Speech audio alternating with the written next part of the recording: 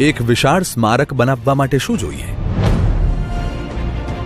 લાખો ton concrete, લાખો metric ton લોખંડ, હજારો મેટ્રિક ટન તાંબુ અને મજબૂત ઇરાદા. પણ જ્યારે વાત કોઈ વિશાળ પ્રતિભાની હોય ત્યારે પ્રતિમા પણ એટલી જ વિરાટ હોવી જોઈએ.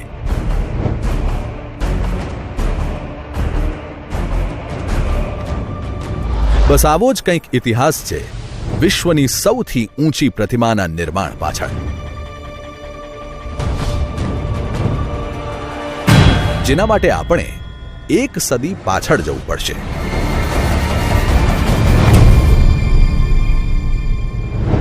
જ્યારે ભારત અંગ્રેજોનું ગુલામ હતું, આ સમયે એક સફળ બેરિસ્ટરે ગાંધીજીથી પ્રભાવિત થઈને કોટ પેન્ટ છોડીને ખાદી ધારણ કરી અને ભારતને આઝાદ તો કરાવ્યું જ, સાથે એક અને અખંડ ભારતનું સપનું પણ સાકાર કર્યું.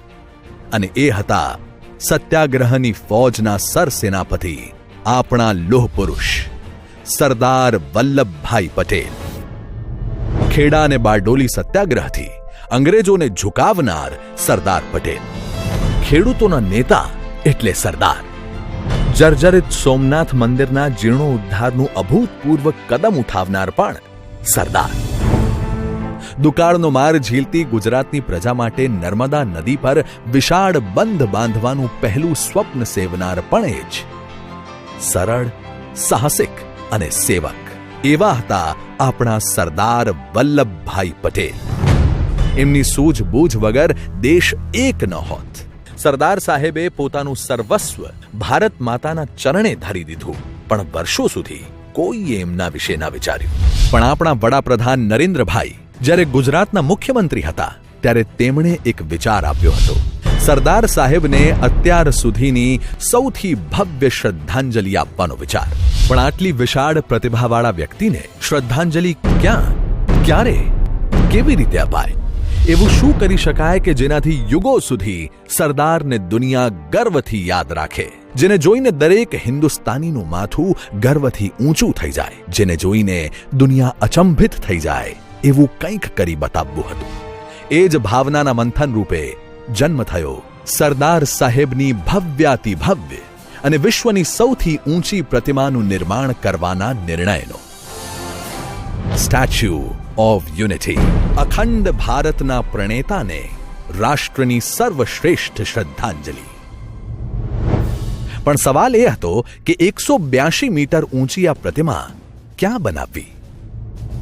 અને ફાઇનલી સિલેક્શન થયું સાધુ બેટનું. કારણો ઘણા હતા આ જગ્યાની પસંદગી માટે. પહેલું તો માં નર્મદા ગુજરાતની જીવાદોરી કહેવાય છે, કારણ કે લગભગ 10,000થી વધુ ગામો, 150થી વધુ શહેરો અને ગુજરાતના 4 કરોડ જેટલા લોકોને પીવા અને સિંચાઈ માટે પાણી પૂરું પાડે છે. બીજું કે આ ડેમ સરદાર સાહેબની જ કલ્પના હતી. અને ત્રીજું કે ગુજરાતના આદિવાસી પટ્ટાનો વધુ વિકાસ થાય. 2013માં સરદાર પટેલની 138મી જન્મ જયંતિના અવસરે 31મી ઓક્ટોબરે નરેન્દ્રભાઈએ આ સ્મારકનું ખાતમુહૂર્ત કર્યું.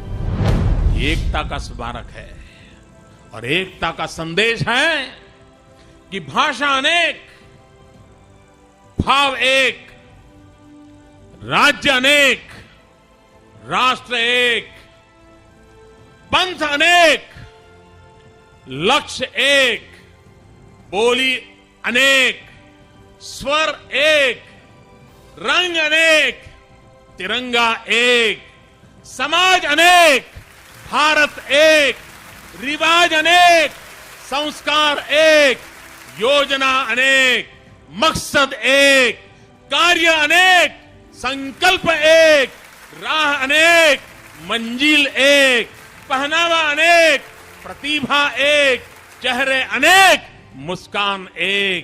ये एकता का संदेश लेकर के हम चले. और भाइयों बहनों, ये भारत की विशेषता है, विविधता में एकता. यही भारत की विशेषता है. આ સાથે જ નિર્માણ કાર્ય શરૂ થયું દુનિયાના સૌથી ઊંચા સ્ટેચ્યુનું, જે બ્રાઝિલના ક્રાઇસ્ટ ધ રિડીમર, રશિયાના ધ મધરલેન્ડ કોલ્સ, યુએસએના સ્ટેચ્યુ ઓફ લિબર્ટી જાપાનના ઉશિકુ ડાયબુત્સુ અને ચાઇનાના સ્પ્રિંગ ટેમ્પલ બુદ્ધા કરતાં પણ ઊંચું દુનિયાનું સૌથી ઊંચું સ્ટેચ્યુ હશે. પણ નરેન્દ્રભાઈની યોજના હતી કે આ સ્મારકમાં જન જોડાય. એટલે જ 2013માં સરદાર વલ્લભભાઈ પટેલ રાષ્ટ્રીય એકતા ટ્રસ્ટની રચના કરવામાં આવી અને સમગ્ર દેશમાં સંદેશ પહોંચાડવા માટે શરૂ કરી સ્ટેચ્યુ ઓફ યુનિટી મૂવમેન્ટ.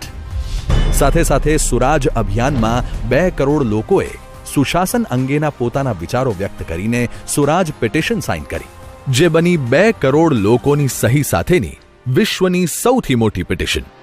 આ લોહ પુરુષ અને કિસાન પુત્રના સ્મારક માટે લોહા કેમ્પેઇન શરૂ કરવામાં આવ્યું. દેશભરના ખેડૂતોને જોડવામાં આવ્યા અને 3 મહિનામાં જ 5 લાખથી વધુ ખેડૂતો દ્વારા મળ્યું 5000 મેટ્રિક ટન લોખંડના ઓજારોનું દાન. દેશભરમાં હજારો ટીમોએ દેશભરના ખેડૂતોના ખેતરોમાંથી માટી પણ એકત્ર કરી.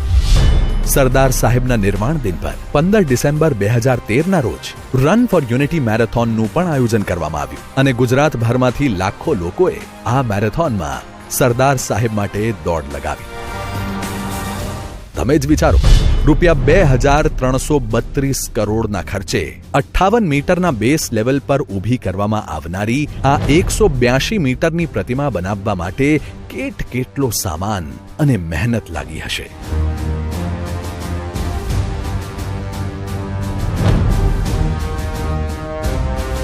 આ વિરાટ સ્મારકના નિર્માણ માટે સારામાં સારા એન્જિનિયર્સ, પ્લાનર્સ અને નિષ્ણાતોની ટીમ બનાવવામાં આવી. આ વિરાટ કાર્ય ફક્ત 42 મહિનાના સમયમાં પૂર્ણ કરવામાં આવ્યું. સ્ટેચ્યુની ડિઝાઇન પર સરદારના હાવભાવ, એક રેખાઓનું આલેખન પણ ડિટેલમાં કરવામાં આવ્યું. સરદાર સાહેબની આ પ્રતિમાનો પ્રભાવ પણ એમના વ્યક્તિત્વ જેવો જ હોવો જોઈએ. આ જ સંકલ્પ સાથે તેના પર બ્રોન્ઝ ક્લેડિંગ એટલે કે કાંસાનો વરખ ચઢાવવાનું નક્કી કરવામાં આવ્યું, જેનાથી એની ભવ્યતા વધે. અને બ્રોન્ઝ પેનલ્સની કારીગરી મઢારવા બોલાવવામાં આવ્યા કળા ક્ષેત્રમાં પદ્મશ્રી અને પદ્મભૂષણ મેળવનાર આર્ટિસ્ટ રામ સુતારને. એમનો હાથ અડે ને એટલે જાણે મૂર્તિ જીવંત થઈ જાય છે. એ જ રામ સુતાર જેમણે સંસદ પરિસરમાં મહાત્મા ગાંધીની પ્રતિમા સહિત કેટલી પ્રતિમાઓ દ્વારા પોતાનું કસબ દેખાડ્યું છે. પણ જ્યાં સપનું વિરાટ હોય ત્યાં સાધન સામગ્રીનો જથ્થો પણ એટલો જ વિશાળ હોય. આશરે 70,000 ton cement, 18,500 ton reinforcement steel, 6,000 ton structural steel અને 1,800 મેટ્રિક ટન વજનનું બ્રોન્ઝ અને સાથે સતત કાર્યરત 250થી વધારે ઇજનેરો અને 3700થી વધારે કારીગરોની અથાક મહેનતે વધારી છે આ વિરાટ વિશ્વ સ્તરીય પ્રતિમાની ગરિમા.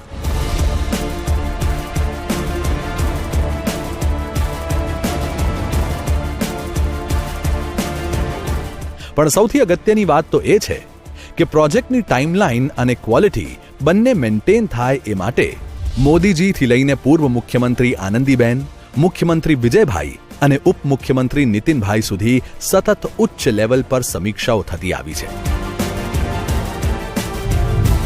કારણ કે આ સરદાર પટેલને શ્રદ્ધાંજલિની સાથે સાથે ગુજરાત માટે ગૌરવની પણ વાત છે. આ સ્ટેચ્યુ ઓફ યુનિટી સ્મારકમાં હશે મેમોરિયલ અને વિસ્ટા સેન્ટર અને એક ભારત શ્રેષ્ઠ ભારત ભવન, અને આ સ્મારકના બેસમેન્ટમાં હશે વિશાળ મ્યુઝિયમ પણ.